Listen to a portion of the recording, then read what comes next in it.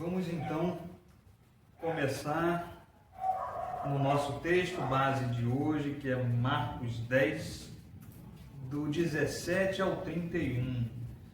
Nós vamos falar sobre o seguinte tema: Jesus ou ambições terrenas? O que nós temos escolhido, né? Jesus ou as ocupações deste mundo, os negócios deste mundo, desta terra?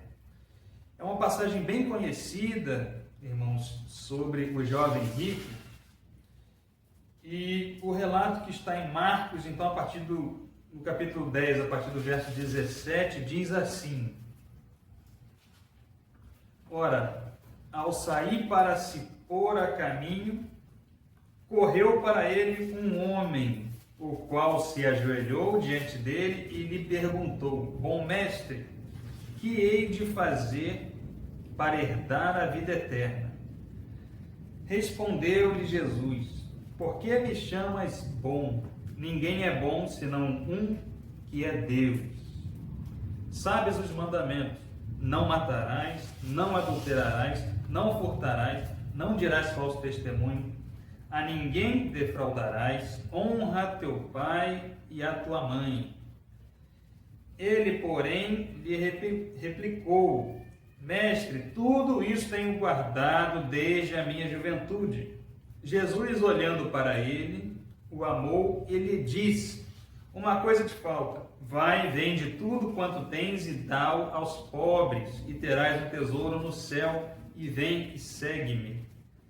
Mas ele, pesaroso desta palavra, retirou-se triste, porque possuía muitos bens. Então Jesus, olhando em redor, disse aos seus discípulos: Quão dificilmente entrarão no reino de Deus os que têm riquezas. E os discípulos se maravilharam destas suas palavras.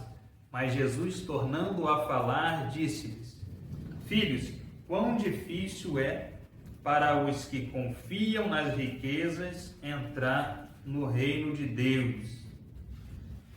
Até aqui, por enquanto, vamos ficar na leitura até o versículo 24, por enquanto. Queridos amigos, um jovem vai então ao encontro de Jesus. Um jovem, um príncipe judeu, que tinha uma excelente condição financeira, né, muitos bens. Quando ele chega em Jesus, ele já chega chamando Jesus de bom, né, bom mestre. E uma coisa muito aqui interessante para destacar inicialmente, irmãos, aproveitando, né, que está no contexto que nós estamos lendo, do tema que nós vamos tratar, mas Jesus responde assim para ele no versículo 18: Por que você me chama de bom? Por que me chamas bom? Disse Jesus para ele: Ninguém é bom senão um, que é Deus. Que coisa interessante, né? Essa fala de Jesus. Sendo ele Filho de Deus, o Messias, sem pecado, um homem perfeitamente bom, perfeitamente santo, mas ele dá essa resposta a esse jovem rico. Queridos, isso nos chama a atenção para o seguinte: se Jesus Cristo disse assim, não há ninguém bom, só Deus que está no céu, isso fica mais do que claro para a gente que não há ninguém bom nessa terra. Jesus disse isso e várias falas de Jesus, a gente pode reparar nas Escrituras, várias das falas de Jesus são para despertar, trazer aquele impacto, despertar, trazer algo, trazer ali um ensinamento em cima, mesmo que seja uma fala rápida dele, porque, irmãos, Cristo é perfeitamente bom, como eu falei, perfeitamente justo, é o próprio Deus, né, que veio a essa terra, o Verbo se fez carne, né, habitou entre nós.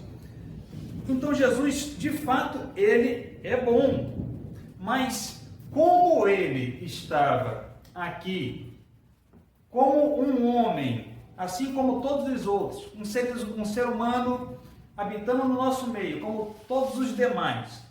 Então Jesus muitas vezes ele se diminui, né? Ele se coloca, como a palavra diz, né? Jesus ele deixou a sua glória, né? Ele deixou o seu trono de glória, esteve aqui entre nós, passou por toda a humilhação que ele passou. Então, o que isso aqui mostra para nós? Que Cristo, como ele estava aqui na condição sendo um homem, porque as pessoas olhavam para ele, irmãos, ele era mais um homem como qualquer outro, qualquer ser humano aqui nessa terra. Por isso, Cristo, para enfatizar que não há ninguém bom nessa terra, ele diz: por que você me chama de bom? Bom só Deus, o Pai que está nos céus. Mas é para nos chamar a atenção, é para que a gente leia isso aqui e pense: mas como Jesus disse isso? Por que Jesus falou isso? Mas o motivo é esse, irmãos. Jesus se coloca como um de nós e coloca somente Deus como alguém bom, sendo Ele mesmo também perfeitamente bom, mas Ele dá essa ênfase para que, se ele se coloca dessa forma, se Ele diz isso, imagine nós, né? De forma alguma, nenhum ser humano pode se considerar bom, né, aqui nessa terra. Seguindo então, Jesus, irmãos, diz assim para ele no versículo 19: você sabe os mandamentos. E aí Jesus cita alguns, né? Não matarás, não adulterarás, não furtarás, não darás falso testemunho, a ninguém defraudarás, honra teu pai e tua mãe. Jesus cita os conhecidos mandamentos relacionados lá, esses aqui, por exemplo, lá nos 10 mandamentos. E ele diz assim: mestre, tudo isso tenho guardado desde a minha juventude. Ele diz aqui, consta no versículo 20. Presta atenção nisso. Ele fala então que ele está guardando a lei. Jesus cita os mandamentos, ele diz: isso eu tenho cumprido desde a minha juventude. E nós percebemos, quando nós vamos ler aqui no versículo 21, que Jesus não retruca isso. Isso é bem interessante. Jesus, ele não diz o contrário. Ele não fala que aquele jovem não estava cumprindo aqueles mandamentos ali, não estava cumprindo a lei. Mas Jesus diz assim no versículo 21, ele olha para ele com amor, isso é um destaque também importante para a gente fazer. Jesus olha com amor para aquele jovem, para aquele rapaz, e diz assim no versículo 21, uma coisa te falta. Então, veja bem, Jesus não contradiz ele. Jesus mostra aqui o seguinte: realmente você está cumprindo a lei. Esses mandamentos você tem cumprido desde sua juventude. Mas olha que importante isso. Mas Jesus diz assim: uma coisa te falta. Vai e vende tudo quanto tens e dá aos pobres, e terás um tesouro no céu. E vem e segue-me. É muito conhecida essa passagem, né? É muito falado esse versículo.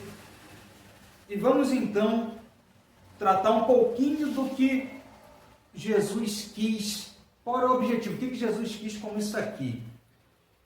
Nós percebemos, irmãos, nas passagens bíblicas, nos eventos onde Jesus promovia cura, trazia libertação, entre várias outras coisas, sinais, coisas que ele falava, nós percebemos que Jesus, ele muitas vezes dizia coisas específicas para casos específicos, né, situações específicas. E, por exemplo, a gente não vê Jesus dizendo isso para outras pessoas. Nós não vemos na Bíblia Jesus dizendo isso para outras pessoas. Venda o que você tem, dê aos pobres e me segue. Por que Jesus diz isso aqui? Nós percebemos que ele tem o mesmo discurso sempre voltado para desprendimento dos bens, né, materiais, colocando Deus em primeiro lugar. Mas essa fala diretamente assim para alguém, nós só vemos nesse caso aqui desse jovem rico.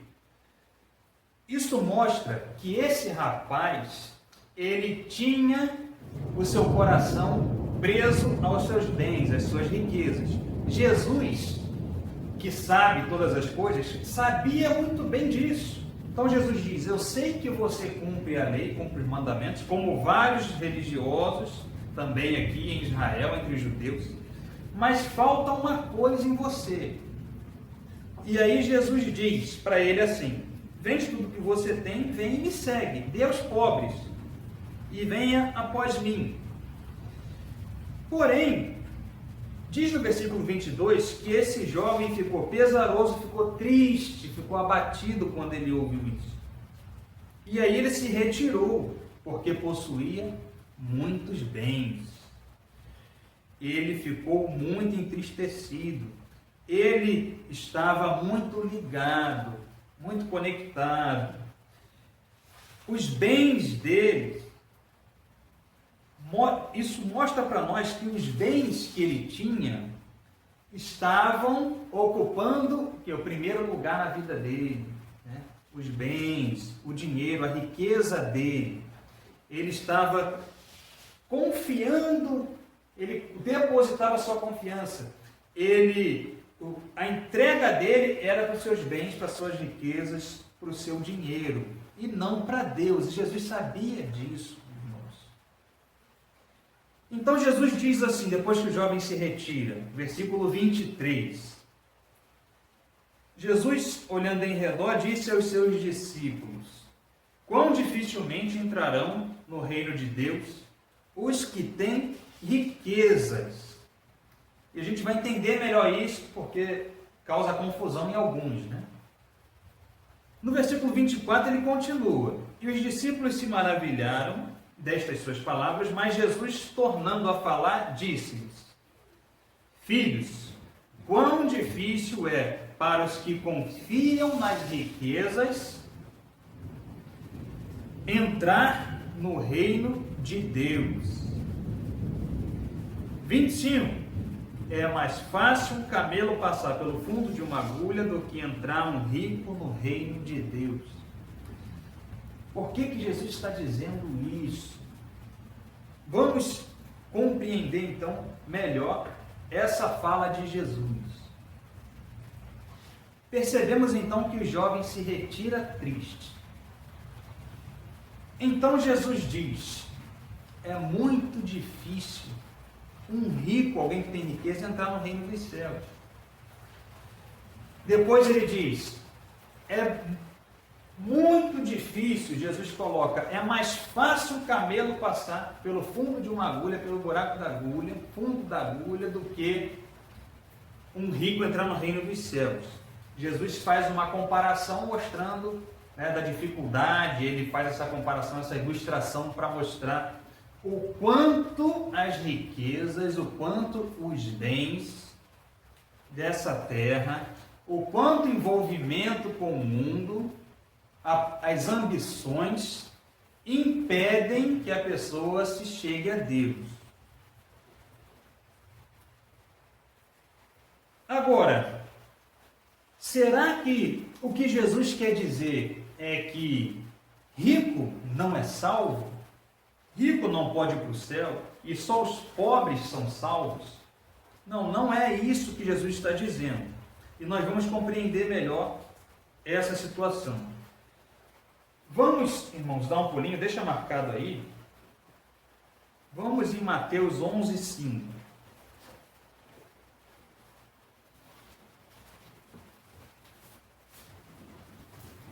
Mateus capítulo 11, versículo 5.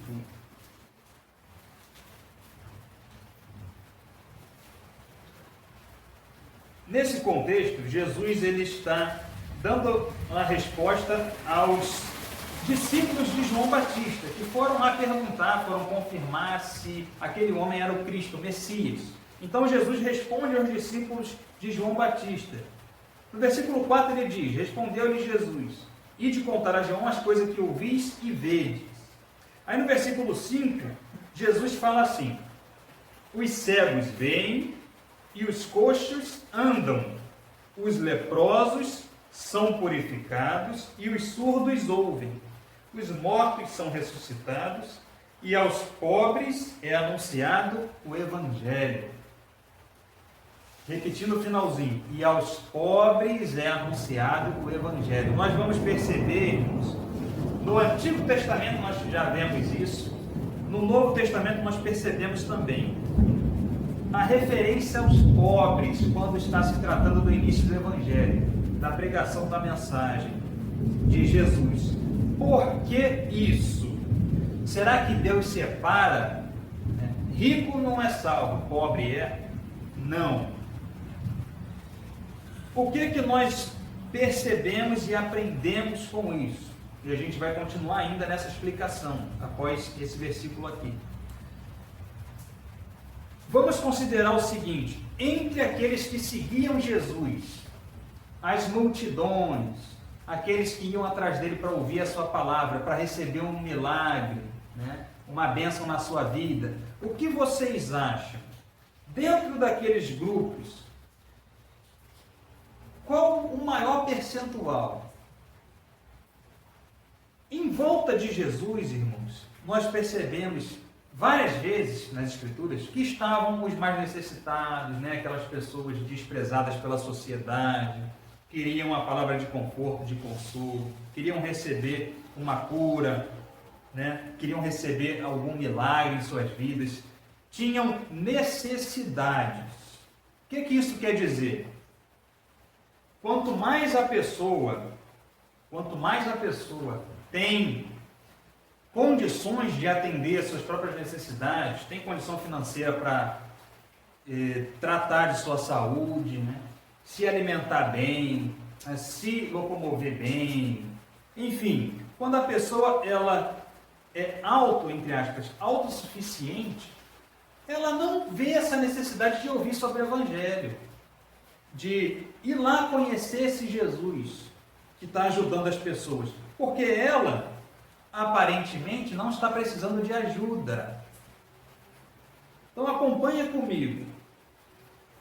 Quando a Bíblia diz que o Evangelho é pregado aos pobres, né? Isaías fala sobre isso também, os pobres se alegrariam, é que as pessoas mais necessitadas, elas estão de ouvidos mais abertos, porque elas não têm preocupações com bens, com muitos negócios. São pessoas mais humildes, não têm muitas ocupações. Pessoas que, na verdade, têm muitas necessidades. Pessoas que buscam alguém que possa ajudá-las.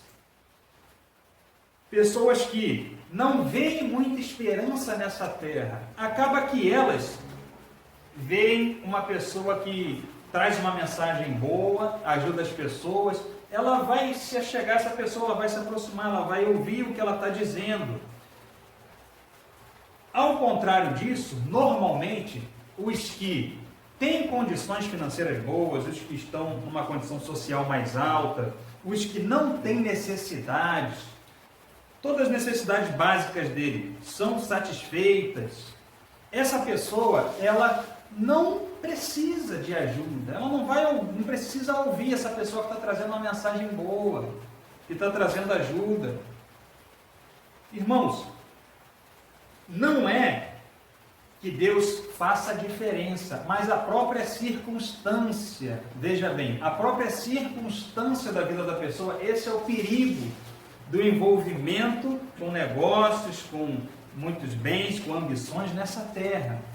O próprio estilo de vida da pessoa, a vida que ela leva, as circunstâncias é que impedem ela de ouvir o Evangelho, de se aproximar de Deus.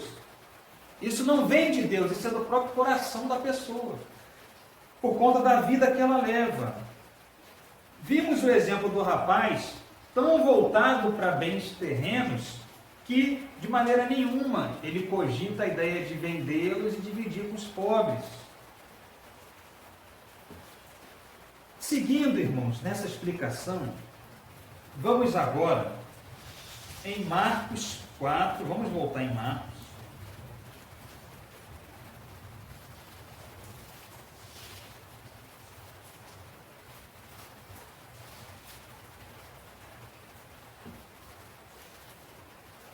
Marcos 4, 19.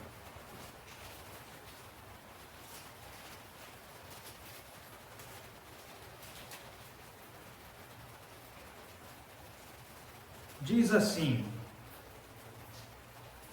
antes de ler o versículo, aqui, esse versículo está dentro da parábola, da explicação da parábola do semeador.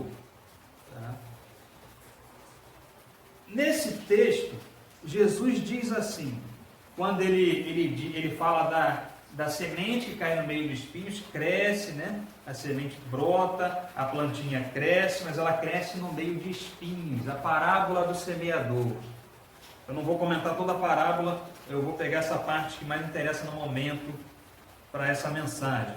No versículo 19, Jesus diz assim, mas os cuidados do mundo, vamos ler os 18, outros ainda são aqueles que foram semeados entre os espinhos. Estes são os que ouvem a palavra, pessoas que ouvem o Evangelho, gostam daquela palavra, entendem sobre a mensagem da cruz, a pessoa percebe realmente: eu preciso mudar de vida, eu preciso seguir esse Jesus que deu a vida por mim, esse Jesus que veio para nos salvar, eu preciso seguir essa palavra. Então a pessoa ouve a palavra, inicialmente se volta para as Escrituras, se volta para Deus. Mas preste atenção, no versículo 19 diz assim, mas os cuidados do mundo, a sedução das riquezas e a cobiça de outras coisas, entrando, sufocam a palavra e ela fica infrutífera. Preste atenção aqui, irmãos. Podemos trazer para o meio evangélico, para dentro das igrejas, o que nós percebemos aqui? Como eu falei anteriormente, pessoas que passam a fazer parte, ouvem a mensagem, passam a fazer parte de um grupo, de uma congregação, de uma igreja, chegam a ter certo envolvimento. Só que o que acontece é o seguinte: aquilo que está no mundo, as cobiças terrenas, a cobiça por seja bens imóveis, seja bens imóveis, seja a cobiça por poder, seja por influência, qualquer coisa que o mundo ofereça. Em muitos casos, isso vai entrando no coração dessa pessoa, que já está até acompanhando numa igreja, mas os cuidados do mundo vêm e tiram o foco dessa pessoa. Ela vai se envolvendo demais nos negócios do mundo e a palavra vai esfriando no coração dela. Jesus diz aqui que esses espinhos, que são os cuidados do mundo, a sedução das riquezas, a pessoa quer buscar riqueza, isso se torna o sentido para a vida dela, a cobiça de outras coisas, tudo isso sufocam a palavra que ela vem ouvindo. Aquela palavra que vinha trazendo para ela bênção, né, espiritual, aquela palavra que trazia para ela gozo, alegria. Essa palavra vai ficando sufocada, porque o envolvimento com o mundo, nas coisas do mundo, cobiças, sedução das riquezas, afastam a pessoa da presença de Deus. Então, irmãos, é por isso que Jesus diz que os que confiam nas riquezas, aqueles que estão apegados a bens terrenos, é muito difícil que essas pessoas sejam salvas, pelas circunstâncias, pelo estilo de vida dela, pelo modo que ela enxerga, né, o sentido da vida, o seu farol, o que ela tem colocado em primeiro lugar. Voltando no nosso texto, irmãos, voltando no texto, em Lucas 14, Marcos 10, desculpa, Voltando ao texto de Marcos 10, Lucas 14 é um próximo texto. Diz assim no versículo 26. Então Jesus diz, né, da dificuldade que é para alguém apegado às riquezas entrar no reino dos céus. E aí no 26, os discípulos ficam assim, maravilhados com aquilo, espantados, dizendo entre si. Olha que coisa também interessante aqui. No versículo 26, aqui de Marcos 10, os discípulos dizem assim: quem pode então ser salvo? Eles ficam espantados, porque aquele homem, presta atenção, irmãos, olha que coisa interessante. Eles associavam, era comum isso, associar as riquezas, o sucesso, né, material, a fartura, né, de bens materiais, associavam isso à fidelidade a Deus, muitas vezes. Então eles se espantam daquele jovem que era importante, era alguém importante no meio dos judeus, cumpria a lei de Moisés, né, um homem rico, e Jesus diz que, fala da dificuldade, né, dessas pessoas entrarem no reino dos céus. Aí os discípulos falam entre eles assim: mas quem pode então ser salvo? Que loucura é essa? Como é que esse homem rico, bem-sucedido, cumpre a lei? Como é que pode? Quem então pode ser salvo? Olha a resposta de Jesus, versículo 27. Olha a reflexão que Jesus traz para nós. Fixando os olhos neles, Jesus respondeu assim, versículo 27. Para os homens é impossível, mas não para Deus, porque para Deus tudo é possível. Mais uma vez, Jesus responde assim: para os homens é impossível. Impossível o quê? Ser salvo, alcançar a salvação. É impossível.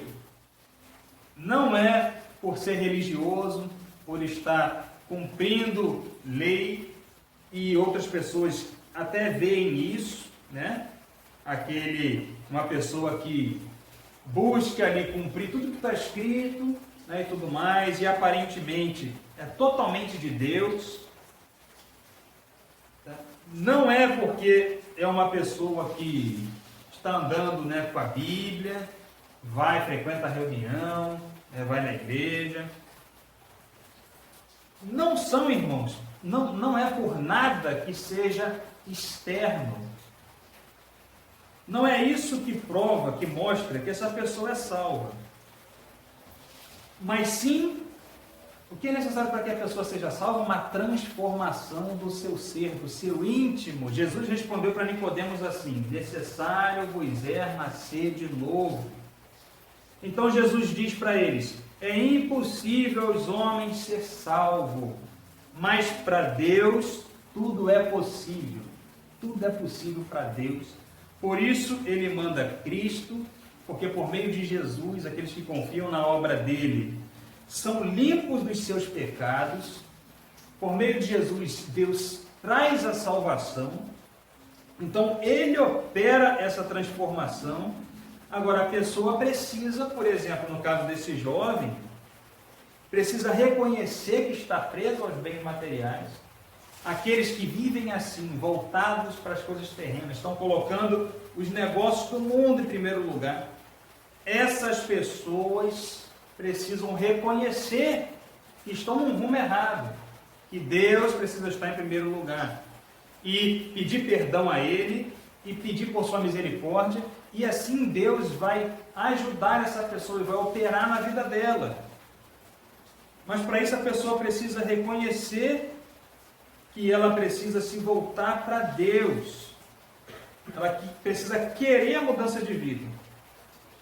E então, irmãos, no versículo 28, Pedro diz assim: eis que nós deixamos tudo, né, e te seguimos. Jesus responde então: em verdade vos digo que ninguém há que tenha deixado casa, ou irmãos, ou irmãs, ou mãe, ou pai, ou filhos, e campos, com perseguições, e no mundo vindouro e no mundo vindouro a vida eterna. Não, veja bem, Jesus diz assim, no 29 ainda: todos aqueles que deixam suas coisas em prol do reino para cumprir um propósito de Deus, a vontade de Deus, eu vou ler o 29 novamente, que Jesus responde assim: ninguém que tenha deixado casa, irmão, irmãs, mãe, pai, filhos, campos, por amor de mim e do Evangelho, não há ninguém que faça isso que não receba 100 vezes tanto. Irmãs e mães e filhos e campos com perseguições e no mundo vindouro a vida eterna. Jesus diz: existe a recompensa pela renúncia, por deixar de lado os próprios interesses para servir a Deus, para se dedicar ao Evangelho. Cada um, irmãos, tem um ministério, cada um é chamado para algo. Deus trabalha na vida de cada um conforme o seu propósito. Cada um tem uma missão, cada um tem o objetivo a ser alcançado que Deus traça para aquela pessoa. O mais importante é o seguinte, é entender que aquele que coloca em primeiro lugar os interesses do reino dos céus, a vontade de Deus, esse de maneira nenhuma vai deixar de ter recompensa. Jesus fala, vai receber muito, ainda nessa terra. Ele diz o seguinte, porque quando, irmãos, por exemplo, se deixa familiares para servir ao Evangelho, a pregação, ir pelo mundo, muito mais essa pessoa tem, muito mais ela terá mães, irmãs, é o que Jesus está dizendo aqui, e filhos, e pessoas que estarão acompanhando ela como famílias. Já aqui nessa terra, essa pessoa ela estará formando novas famílias, né? Novos laços, dentro da missão que ela cumpre. Irmãos, já nessa terra, Deus já supre o afastamento ali de familiares, trazendo outros que se juntam à família, à igreja, à família em Cristo. E ainda mais, e principalmente, receberá esses que cumprem a vontade de Deus, colocam Deus em primeiro lugar. Principalmente receberão a vida eterna no mundo vindouro. Irmãos, essa é a maior recompensa, a vida eterna, a salvação, viver no reino de Deus, junto a Cristo, para sempre. Versículo 31, mas muitos que são primeiros serão últimos, e muitos que são últimos serão primeiros. Muitos que são reconhecidos, né, pela influência hoje, pelo poder, pelo dinheiro, pelas riquezas, pelo status, posição, muitos desses ficarão por último. E muitos daqueles que são desprezados, né, poucos recursos, pouca influência, nenhum poder, os mais humildes, muitos dos mais humildes, os que são esquecidos, eles serão os primeiros, porque Deus olha as motivações do coração. Temos pessoas, obviamente, há pessoas que estão em posição de destaque, que são verdadeiramente servos, coração sincero diante de Deus, pessoas humildes. E temos também pessoas humildes, simples, pessoas que não têm um grande reconhecimento, mas que também continuam no pecado. Irmãos, não quer dizer que sempre os primeiros, os maiores, ficarão por último e sempre os menorzinhos serão os primeiros. Não. Jesus diz o seguinte, que não são o que mostra o que a pessoa é perante Deus, não é aquilo que nós vemos, né, fisicamente. É isso que Jesus está dizendo. Não é o que os cargos que a pessoa tem, a influência, o poder que ela tem, o cargo que ela ocupa, o dinheiro que tem. Não é isso, né, a proeminência dela, não é isso necessariamente. Mas normalmente para o mundo é assim que as pessoas são avaliadas, né? Mas o que importa para Deus, independente se a pessoa é rica ou não, tem poder ou não, ocupa posição alta ou não, o que importa para Deus é o coração quebrantado, sincero. O reino de Deus em primeiro lugar. E aí Jesus diz, então, muitos desprezados serão os primeiros e muitos do que são admirados, reverenciados pelas pessoas, ficarão por último. Seguindo na palavra, irmãos, vamos caminhando aqui já para uma reta final. Vamos em Lucas, capítulo 14. Vamos analisar mais esse texto. Lucas, capítulo 14.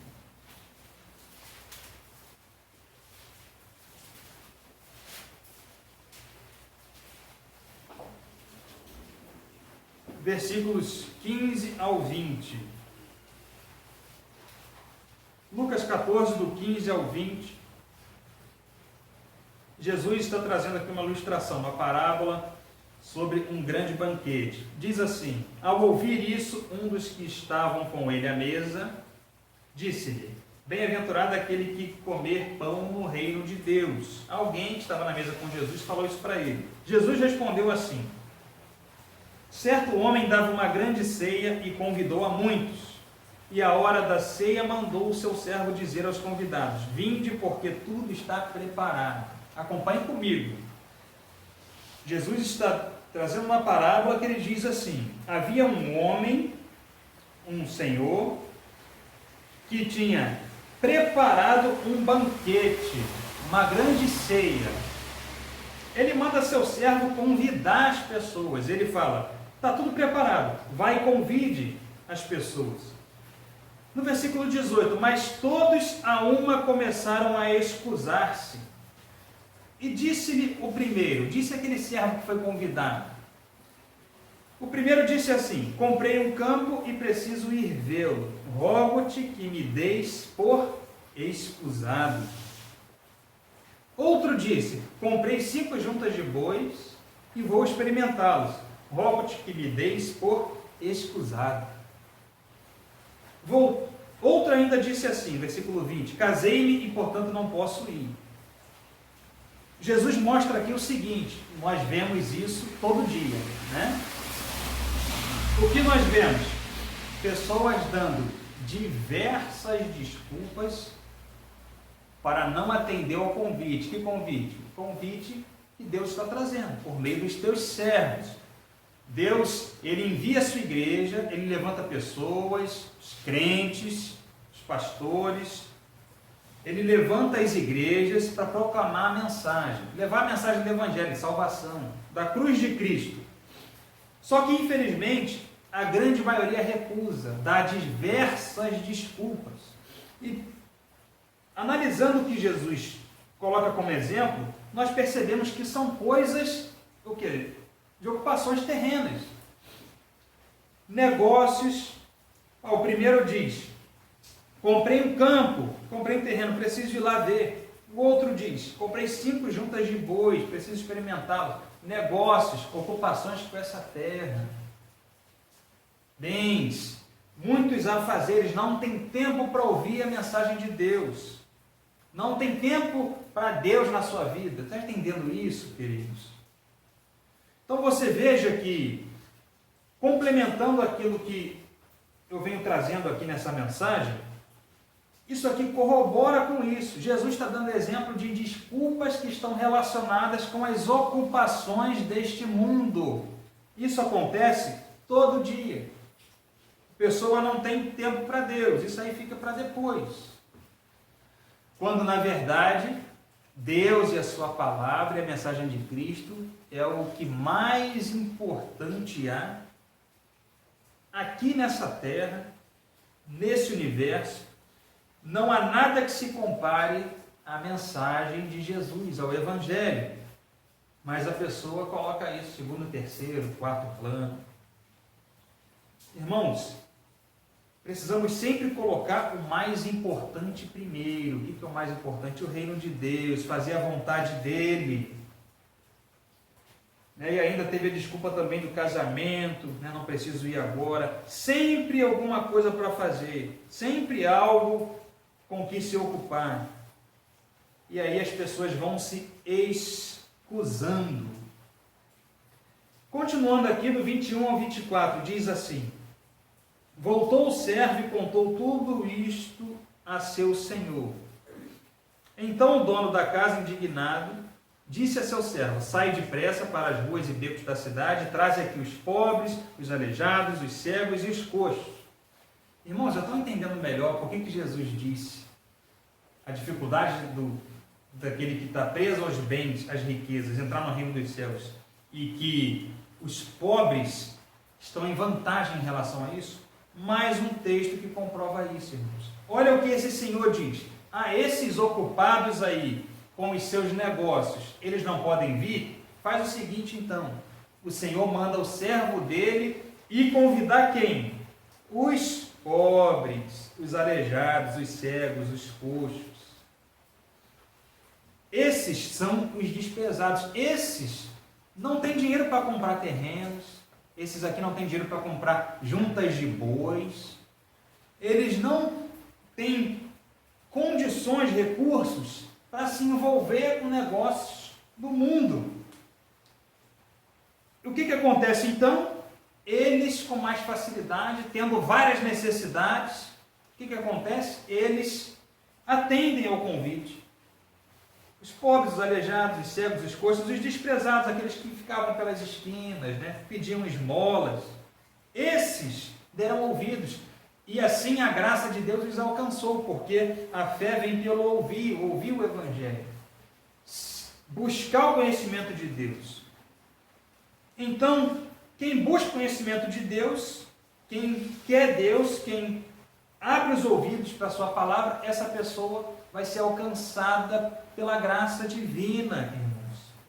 Mas aquele que se bloqueia, não, eu não preciso disso, porque eu estou muito bem resolvido na minha vida, eu tenho tudo. O que acontece com essa pessoa? Não vai ter o mais importante, que é a vida eterna. Então não está errado a pessoa comprar um terreno ou comprar bois, né? São os exemplos aqui. Não está errado em fazer algum tipo de negócio, né? Comprar a sua casa, comprar o seu carro. Não é isso. Qual que é o problema? Quando a pessoa vive em prol dessas coisas, a mente dela é voltada para isso, o sentido da vida dela, o objetivo dela, né? Tudo voltado para as coisas terrenas. Não tem tempo para Deus, para as coisas espirituais, que é o mais importante. Então, o problema é quando a pessoa coloca os seus negócios, as suas ambições, os cuidados do mundo muito acima de Deus. Aí que está o problema. Acredito que está ficando bem claro, né, queridos? E então, no versículo 22, diz assim: depois disse o servo: Senhor, feito está como ordenaste, e ainda há lugar. Isso mostra que os pobres, os aleijados, os cegos, os coxos atenderam o convite, porque ele volta e diz assim: eu fiz como o Senhor ordenou, mas ainda tem lugar. O que aconteceu? Esses miseráveis atenderam o pedido, o convite, né? Ou melhor, o convite, a mensagem, né? Aplicando para nós, atenderam o convite da mensagem de Cristo, mas ainda tem lugar. Aí o Senhor diz assim: respondeu o Senhor ao servo, 23, sai pelos caminhos e valados e obriga-os a entrar para que a minha casa se encha. Força, obriga-os a entrar. Eles de qualquer forma vão entrar, vão estar diante da minha presença. Preste atenção nisso. Versículo 24, pois eu vos digo que nenhum daqueles homens que foram convidados e rejeitaram quem? A mensagem de Deus, rejeitaram Cristo, não provarão da minha ceia, diz o versículo 24, nenhum deles provará a minha ceia. Isso aqui quer dizer o seguinte, irmãos, todos em algum momento estarão diante de Deus. Esses que rejeitam a palavra do Senhor, que rejeitam a Cristo, que rejeitam a obra de Jesus na cruz, eles também, no momento, estarão diante de Deus. Todos estarão na presença de Deus para o julgamento. Mas esses não provarão da ceia, não estarão na festa, nas bodas do Cordeiro. Irmãos, quem rejeita a mensagem do Evangelho, que é a única forma de alcançar a vida eterna, não participará das bênçãos que Deus tem preparado, do banquete que Deus tem preparado, da grande festa de Cristo, Cordeiro de Deus, com a sua igreja. Isso já está preparado, irmãos. E isso traz alegria ao nosso coração. A glória que está já preparada, a glória que receberá, a recompensa que receberá aquele que persevera na fé e caminha com Cristo, confia sua vida nele, não se compara às dificuldades dessa terra. A palavra é bem clara em relação a isso. Então, aqueles que têm colocado em primeiro lugar os cuidados desse mundo, os seus negócios, os bens, os objetivos terrenos, seja carreira acadêmica, profissional, seja cargo, na empresa, seja alcançar bens materiais, valores. Aqueles que têm pensado e colocado isso em primeiro lugar, que peçam a Deus para que Ele mude isso, para que você se volte para as coisas mais importantes, que são as coisas espirituais, que Deus tem preparado, o grande banquete, a vida vindoura, a eternidade com Cristo, que não se compara às recompensas nessa terra aqui. Mas devemos buscar, irmãos, as recompensas espirituais, a vida eterna, porque Jesus, ele veio e por meio dele nós podemos, então, como Jesus falou, é impossível aos homens, mas para Deus é possível. Então Cristo, ele realizou a obra para que nós nos voltemos para ele, colocando o Senhor, o seu reino em primeiro lugar, e as outras coisas Deus acrescenta. Se vier bênção material, amém. Se vier evolução na sua carreira, se vier um progresso na carreira profissional, na vida acadêmica, se entrar mais recursos financeiros para você, amém. Se não acontecer, amém também, glória a Deus. Qual que é a grande reflexão dessa mensagem? Qual que é o grande ensinamento? Em primeiro lugar, sempre o reino de Deus e a sua justiça. Principalmente as coisas espirituais. O sentido da vida é Cristo. Nosso objetivo é fazer a vontade de Deus. E haverá a recompensa para os que seguem esse caminho. Mas nós seguimos por amor a Cristo, porque Ele nos amou primeiro. Ele nos amou primeiro, conforme está no cartaz, na campanha Junta de Missões Nacionais desse ano. Então, Cristo nos amou primeiro, nós devemos ter uma vida colocando Jesus no centro, amando a sua palavra, com a glória do seu nome. Amém? Amém. Glória a Deus por sua palavra. Assim a gente encerra então a mensagem de hoje.